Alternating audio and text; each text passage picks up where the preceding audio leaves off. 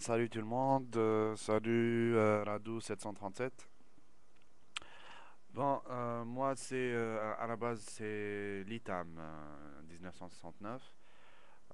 J'ai créé ce compte juste pour te poser quelques questions. Donc le curieux 1969. Et j'ai préféré te poser cette question à travers ce compte. Justement parce que beaucoup de mes abonnés m'ont déconseillé au fait de te faire une vidéo ou bien de m'entretenir avec toi. Bon, bref, j'ai en fin de compte décidé de juste poser quelques questions ou bien euh, d'où le d'où le pseudo le curieux. Bref. Bon, j'espère que tu répondras à mon salut. J'espère que tu ne trouveras pas ça, comment dirais-je, hypocrite et comme tu as dit euh, à l'autre youtubeur qui t'a souhaité une bonne Pâques, une joyeuse fête de Pâques. Franchement, moi, sur ce coup, j'ai été déçu de ta part. Je m'attendais pas à cette réaction. Un musulman qui te souhaite joyeuse Pâques, je vois pas où ça peut être hypocrite. Je vois pas où ça peut être choquant. Je vois pas où ça peut être. Comment on peut refuser un tel souhait de la part d'un individu d'une autre confession, même, même si sa conviction ne lui permet pas de croire au fait euh, à cette fête ou bien au- etc. Donc un bouddhiste qui va me souhaiter un bon Aïd El Kabir, moi je vais accueillir ce souhait à bras ouverts et je vais pas lui dire toi t'es bouddhiste, je ne crois pas à ta sincérité et je rejette ton souhait. Bref, j'espère que tu accepteras mes salutations. Bon. Sinon, dans l'ensemble, moi je vois que t'es un gars intelligent, je vois que t'es un gars très cultivé, tu maîtrises des langues. J'ai cru comprendre que tu étais d'origine roumaine, du pseudo et de la biographie, et je note Mircea Eliade, tu as parlé plusieurs fois de proverbes roumains. La Roumanie, c'est un pays que j'aime beaucoup, que je connais, dont je parle le roumain, dont je parle la langue au fait, et je t'avais même demandé lors d'un commentaire si tu parlais roumain, mais bon. Voilà, donc j'ai rien contre les Roumains et peut-être même que ma femme sera roumaine un jour, chrétienne, moi étant musulman, et je vois pas où est l'handicap à ça. Bon. Euh, Qu'est-ce que je voulais dire? Voilà, bon, moi je me suis rappelé en voyant tes vidéos, bon, j'ai essayé de voir la plupart pour voir un peu comment tu penses et c'était quoi ton but et qu'est-ce que tu voulais dire par toutes ces vidéos. Ça m'a fait rappeler un magazine que j'ai cherché, j'ai trouvé d'ailleurs. Donc c'est connu, hein, donc c'est le Point, voilà. C'était le Point, c'était un numéro de 2005, 22 septembre, sorti 22 septembre 2005, qui s'appelle Le Grand Affrontement, voilà, Jésus et Mahomet. Bon, il y a plusieurs articles, plusieurs journalistes, écrivains intéressants qui sont intervenus. Voilà.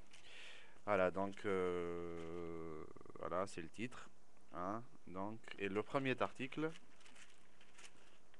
c'est Jésus, Dieu malgré lui. Donc, selon Géza Vermes, donc vous pouvez chercher sur internet, sur Wikipédia, qui c'est ce Géza Vermes. Euh, donc c'est un historien, c'est pas un théologue, c'est un historien spécialiste dans le judaïsme et le christianisme. Voilà. Alors, à travers son article, il a posé quelques questions. Voilà, donc je vais les citer à peu près. Donc, que sait-on sur Jésus? Que sait-on de Jésus? On ne sait donc rien de sa famille ni de son origine sociale. Quelle a été sa formation?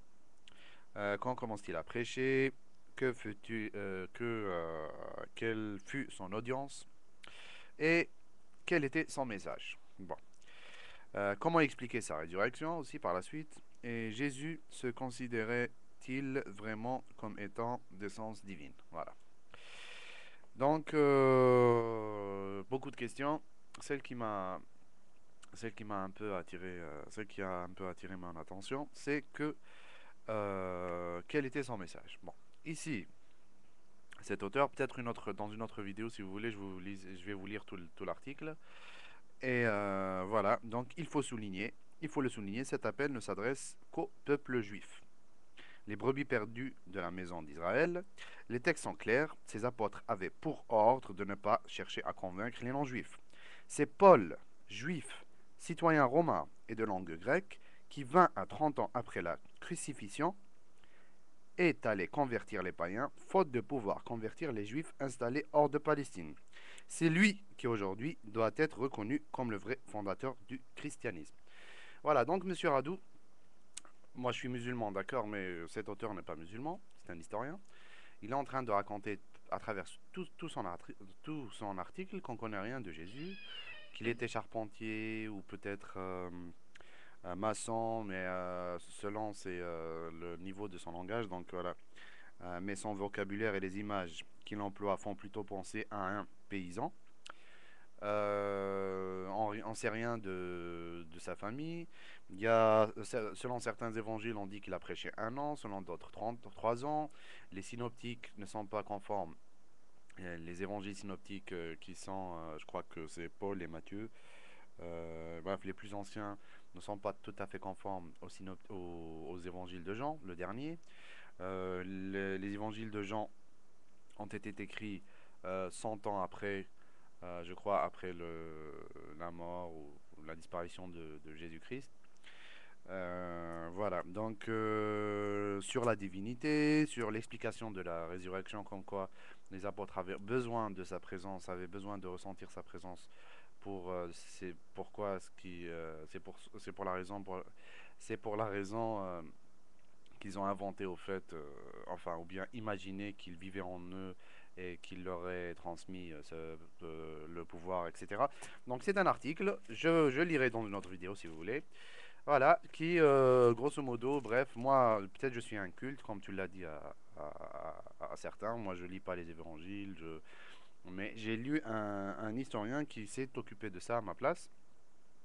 Donc, il s'est intéressé, qui a lu les évangiles et qui a tiré, au fait, la conclusion que les textes sont clairs et le message, au fait, n'était pas adressé à l'humanité comme le prétendent certains, et que tout le dogme, tout le christianisme a été fondé, au fait, par Paul, le Saint Paul, voilà. Donc, Radou, je ne vois pas pourquoi tu me prêches maintenant les évangiles. Moi, j'ai rien contre les chrétiens. J'ai mes amis chrétiens. Je respecte beaucoup. D'ailleurs, j'admire beaucoup les gens qui croient au dogme de Trinité que je trouve, je m'excuse du mot, un peu absurde parce que bon, je ne peux pas, enfin, je sais pas, mon cerveau ne me permet pas d'appréhender une telle conception. Donc, qu'est-ce que je voulais dire? Bon, donc je respecte tout ça.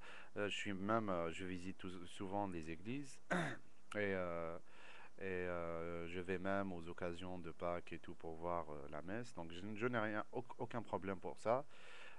Donc, toi, tu te prétends catholique. D'ailleurs, moi, supposons que je veux être, je veux devenir chrétien. Donc, est-ce que tu me conseilles d'être catholique, orthodoxe ou protestant, sachant que les protestants progressent le plus hein, aujourd'hui. Et si tu es catholique, pourquoi tu n'es pas orthodoxe hein? Aussi, si on suppose que tu es d'origine roumaine et sachant que la plupart des Roumains sont orthodoxes, pourquoi tu ne l'es pas et on connaît la différence entre les deux.